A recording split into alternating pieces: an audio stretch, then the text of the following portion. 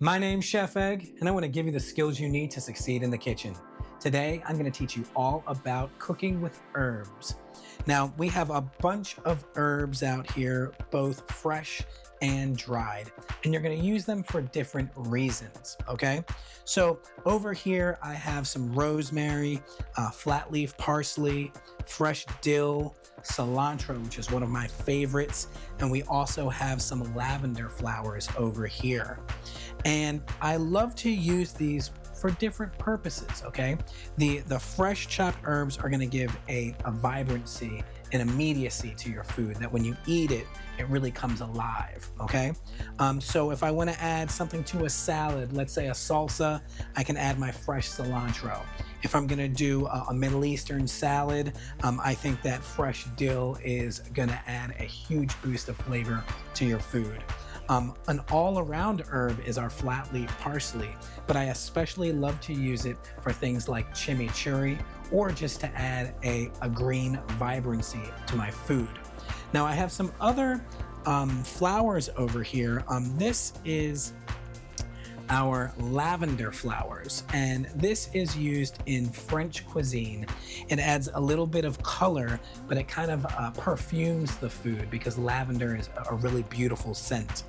And over here, I have some fresh rosemary, and I'm gonna use this for French, Italian, and Middle Eastern cuisines. Now, where I would add my fresh herbs at the end of the cooking process, things like rosemary need to be cooked in with the food. Because if I added freshly chopped rosemary at the end, it would stick in people's teeth. It would not be very palatable, but also the flavor would be too much to handle, okay? So just remember, things like thyme and things like rosemary can be cooked within the food during the cooking process, and then the rest of these can be added at the end. Now, if you have some dry herbs in your cabinet, like we have over here, we have some dried oregano, we have some bay leaves, and we also have an Italian mix of dried herbs. And you'll find rosemary, parsley, basil, marjoram, and things like that in this Italian mix.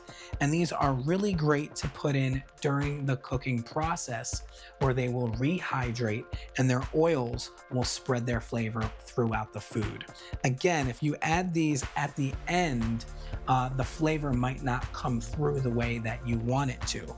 Now, another thing with these dried herbs, if you have dried herbs in your cabinet and you don't know when they were put in there or how they got there, my advice is to rotate those out and get some new dried herbs so that the flavors are fresh every single time you use them. Now, people always ask, how do you keep your fresh herbs in the refrigerator? And what I like to do is create a package just like this. So I will take my fresh herbs and I will dunk them in cold water and give them a good shake to get any of the grit or any of the dirt off of the leaves. Then I'll shake it dry and I will take a paper towel, which you see here, lay out a few pieces of paper towel and wet the paper towel just a little bit. You don't want it sopping, but you want it, just a little bit wet.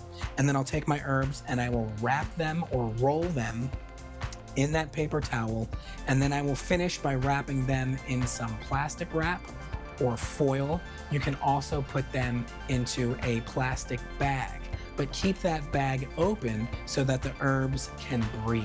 My name's Chef Egg, and that's how you use fresh and dried herbs in your cooking. Peace.